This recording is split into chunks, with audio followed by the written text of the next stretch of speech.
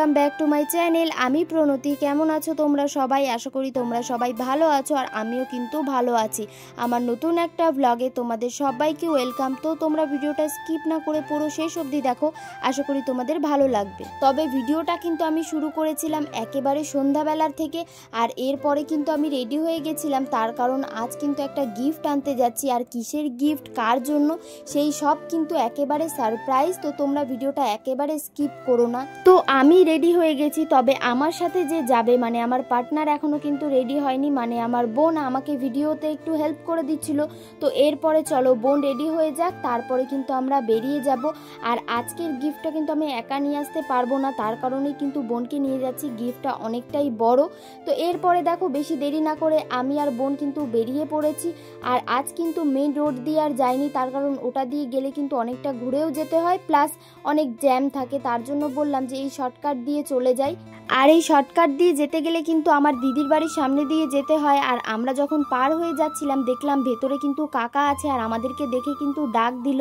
আর আমরা যখন গেলাম আর আমার পাপা আমাদেরকে দেখে এত কান্না করছিল, মানে আমরা এতদিন পরে গিয়েছিলাম, আমাদেরকে আর কিছুতেই আসতে দেবে না। তবে সেই ভিডিওটা কিন্তু আমার করা হয়নি।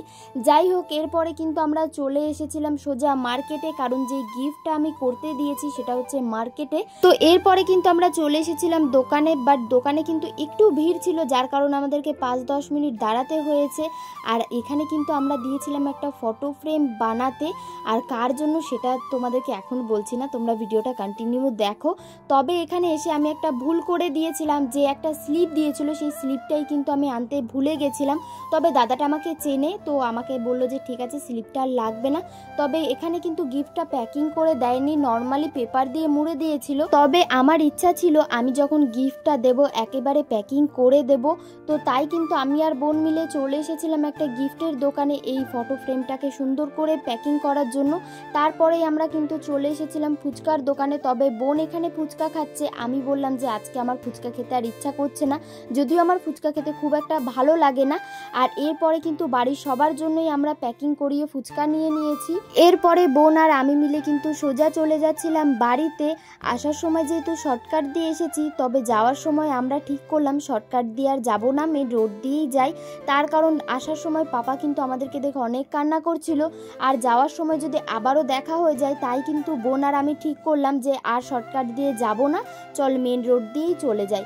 এরপরে কিন্তু আমরা চলে এসেছি বাড়িতে। তবে তোমাদেরকে বলি যে এই গিফটটা কার জন্য আর কি উপলক্ষে। আসলে 11 তারিখ মাদার্স ডে ছিল, আর মাকে কিন্তু কিছু দেওয়া হয়নি বলাটা ভুল। আমরা কিন্তু দোকানে গিয়েছিলাম এই ফটো ফ্রেমটা বাঁধানোর জন্য, তবে দোকানদার বলল যে আজকে কিন্তু বাঁধানো হবে না, আর পরের দিন বন্ধ ছিল। আর এই ভিডিওটা 13 তারিখের ভিডিও। মা ভেবেছিল মাকে হয়তো এই বছরে আমরা আর কোনো গিফটই দেব না, তবে আমাদের কিন্তু এটা অনেক দিনকার প্ল্যান ছিল যে মাদার্স ডেতে মাকে এরকম একটা গিফট দেব। তবে মাদার্স ডেতে আমরা দিতে পারিনি, তাই কিন্তু 2 দিন পরে গিফটটা দিচ্ছি। আর এখানে মা না একটু বুঝতে পেরে গেছিলো যে মায়ের জন্য কিছু একটা এনেছি। তো মায়ের পিছু দেখো বাবাও কিন্তু চলে এসেছে। বাবা বলছে যে এটা আবার কি। তো আমরা বললাম যে এখন আমরা বলছি না, তোমরাই খুলে দেখো যে এখানে কি আছে। আর মায়ের ইচ্ছে বলাটা ভুল, আসলে বাবারও কিন্তু ইচ্ছা ছিল আমাদের সকলের একটা ফটো বাঁধানো থাকবে আমাদের ঘরে। আর এরকম ফটো কিন্তু এর আগে আমাদের ঘরে নেই বাঁধানো, কারো ফটোই বাঁধানো নেই, শুধু ভাইয়েরই একটা ফটো বাঁধানো আছে। আর এরপরে দেখো গিফটটা কিন্তু মা খুলছে। তবে মাকে কিন্তু খুলতে আমরাও একটু হেল্প করে দিচ্ছিলাম, দিদি একদিকে খুলে দিচ্ছিল আর আমি একদিকে খুলে দিচ্ছিলাম। আর এটা দেখে মা তো একেবারে অবাক হয়ে গেছে। মা বলছে যে এটা তো কবে থেকে ভাবছিলাম যে আমরা একটা বাঁধাবো। আর বাবা আবার এখানে সবার ফটো দেখছিল যে কে কে আছে এখানে। তো বাবাকে বললাম এখানে আমরা সবাই আছি।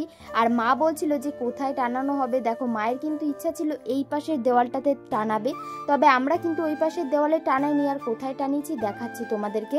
তার আগে তোমাদেরকে এই ফটোগুলো দেখাই। ওই একদিনেই কিন্তু আমি এই ফটোগুলোও বের করতে দিয়েছিলাম। আর এখানে কিন্তু মায়ের সাথে আর বাবার সাথে 4টে ফটো ছিল, আর 3টে ফটো হয়তো আমার একার ছিল।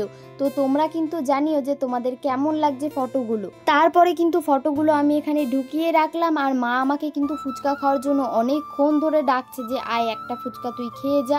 আর এরপরেই দেখো আমি কিন্তু চলে এসেছিলাম ফুচকা খাওয়ার জন্য। মাও কিন্তু জানে যে আমার ফুচকা খুব একটা পছন্দ নয়, তবে মা এতবার ধরে আমাকে বলছে ফুচকা খাওয়ার জন্য, তাই কিন্তু আমি এখানে আবার একটা ফুচকা খেতে চলে এসেছি। জানো তো এই একটা ফুচকা খাওয়ার পর আমার এতটা পরিমাণে টেস্ট লেগেছে, মানে ফুচকা আমি সচরাচর খাই না, খুব কম, আর অনেক দিন পরই বলতে গেলে আমি ফুচকা খাচ্ছি।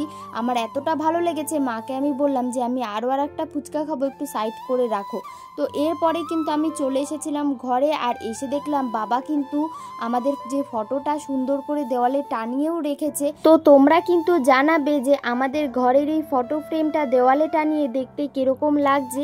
আমার তো বেশ ভালো লাগছিল। আর জানো তো এখানে আমি দিদিকে এত পরিমাণে জ্বালাচ্ছিলাম, একবার বলছি লাইট জ্বালা, একবার বলছি কালারিং লাইটগুলো জ্বালা, যে দেখতে কিরকম লাগছে। আর দিদি কিন্তু অনেক রেগে গেছিল। তবে আজকের সন্ধ্যাটা অনেকটাই আনন্দের সাথে কাটালাম। তো চলো আজকের ভিডিওটা আর বেশি বড় করছি না, আজকের ভিডিওটা এই পর্যন্তই।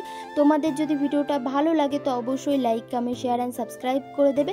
আর ফেসবুক থেকে দেখলে অবশ্যই ফলো করে দিও। চলো বাই, দেখা হচ্ছে নেক্সট ব্লগে।